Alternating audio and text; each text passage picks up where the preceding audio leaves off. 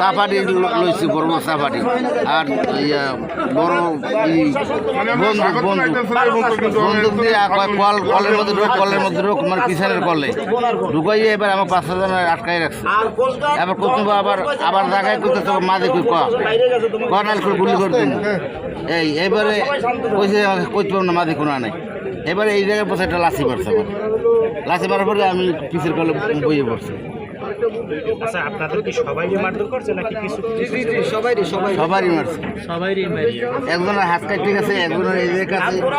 এবার আমি তো রান্না করতে আছি, গরম তো বাড়ি খাইয়ে আমার এই হাতটা ফুটে গেছে। কত মাঝে কোনো নেই, মাছ নারকেল তোকে কুষে গেলাম, কাটতে গেলাম। এই